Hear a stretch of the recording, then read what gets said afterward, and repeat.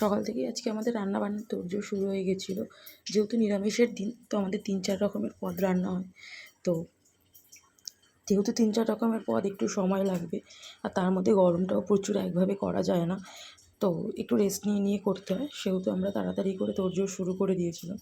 হচ্ছিল আমাদের বাড়িতে নিরামিষ আলুর দম। তো তার জন্য আলুটাকে আমরা একটু হালকা সেদ্ধ করে নিয়ে প্রেশার কুকারে আলুটাকে ভাজতে বসিয়ে দিয়েছিলাম। আর এখানে আমরা আলুটাকে ভেজে তুলে নিয়েছিলাম। তো তারপরে আমরা কড়াই গরম করতে বসিয়ে দিয়েছিলাম। তার মধ্যে আমরা দিয়ে দিয়েছিলাম তেল। কড়াই গরম করে তেল দেওয়ার পর দিয়ে দিয়েছিলাম একটু সাদা জিরে, তারপরে তেজপাতা, একটু গোটা গরম মশলা। তো সমস্ত কিছুই একটু ভাজা ভাজা হয়ে গেলে, মানে জাস্ট একটু ফ্লেভারটা বেরিয়ে এলে, তারপর আমরা তার মধ্যে দিয়ে দেবো একটু কিছু গুঁড়ো মশলা আর আদা বাটা। তো আদা বাটাটা দিয়ে দিয়েছিলাম, আর তারপর আমরা জিরে বাটা, লঙ্কার গুঁড়ো, আর নুন, মিষ্টি, টমেটো সমস্ত কিছু দিয়ে একটু হালকা কষে নিয়ে আলুটা তার মধ্যে দিয়ে দিয়েছিলাম। আর তারপরে জল দিয়ে একটু নাড়াচাড়া করার পর আমরা আলুটাকে নামিয়ে দিয়েছিলাম, কারণ আলু সেদ্ধ হয়েছিলো, আলুর দম হয়ে গেছিলো। তো দেন আমরা গোবিন্দভোগ চালের পোলাও করবো বলে আমরা গোবিন্দভোগ চালটাকে ভিজিয়ে রেখেছিলাম কিছুক্ষণ। সকাল থেকেই মোটামুটি 3-4 ঘন্টা মতো গোবিন্দভোগ চালটাকে ভিজিয়ে রেখেছিলাম। আর আমরা না পোলাওটা একটু অন্যরকমভাবে করি। আমরা ওই মানে জলটাকে ঝরিয়ে নিয়ে, সেদ্ধ করে নিয়ে জলটাকে ঝরিয়ে নিয়ে তারপর আমরা পোলাওটা ওইভাবে করি। তো চাল সেদ্ধ হয়ে যাওয়ার পর আমরা কাজু কিশমিশ সমস্ত কিছু এক জায়গায় করে নিয়ে কড়াইতে সাদা তেল আর ঘি দিয়ে দিয়েছিলাম। তো তার মধ্যে আমরা তেজপাতা, গোটা গরম মশলা আর কাজু কিশমিশটা ভেজে দিয়ে নিয়েছিলাম। তারপরে পোলাওয়ের মধ্যে আমরা ওটা অ্যাড করে দিয়ে নুন আর চিনি, মানে মিষ্টি আর নুন আমাদের আন্দাজ মতো আমরা ওটাকে অ্যাড করে দিয়েছিলাম। তো তারপরে আমরা পোলাও রেডি হয়ে গেছিলো। আর এই গরমে সত্যি কথা বলতে বন্ধুরা, কাজ করতে করতে এতটাই অস্থির মনে হয়। তো তার মধ্যে আমি একটুখানি রাসনা বানিয়ে নিয়েছিলাম। সবাই একটু একটু 3 জনেই খেয়ে নিয়েছিলাম। আমি, আমার হাজব্যান্ড ও শাশুড়ি মা সবাই মিলে আমরা রাসনাটা বানিয়ে খেয়ে নিয়েছিলাম। আর আমার হাজব্যান্ডকে দিয়ে দিয়েছিলাম। দেখো, ও বলছিল আমাকে যে রাসনাটা সত্যি খুব ভালো হয়েছে। ও একটু বেশি মিষ্টি পছন্দ করে, তো বেশি মিষ্টি দিয়ে আমি বানিয়ে দিলে ওর খুব পছন্দ হয়। তো তারপরে এখানে আমরা পনির বানিয়ে নেব, আলু পনির। তো সেহেতু আমরা এখানে তেল গরম করে নিয়েছিলাম। তেল গরম করে পনিরটাকে আমরা এর মধ্যে ছেড়ে দিয়েছিলাম।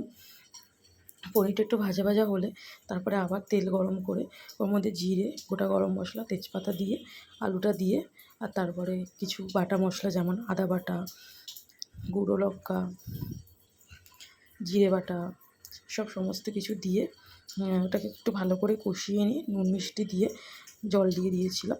জল দেওয়ার পর যে পনির রেডি হয়ে গিয়েছিলো। আর পনিরটা রেডি হওয়ার পর না প্রচণ্ড ডেলিশিয়াস লাগছিলো, খুব ভালো লাগছিলো। আমার মনে হচ্ছিলো এক্ষুনি খেয়ে নিই, কিন্তু সত্যি কথা বলতে এই গরমে একদম ভালো লাগে না, একটু ফ্রেশ না হয়ে নিলে একদম ভালো লাগে না। তো তারপরে বেগুনগুলোকে কেটে নিয়েছিলাম, কারণ বেগুনি বানাতে হবে। তো বেগুন কেটে নেওয়ার পর একটা ব্যাটার তৈরি করে নিচ্ছিলাম।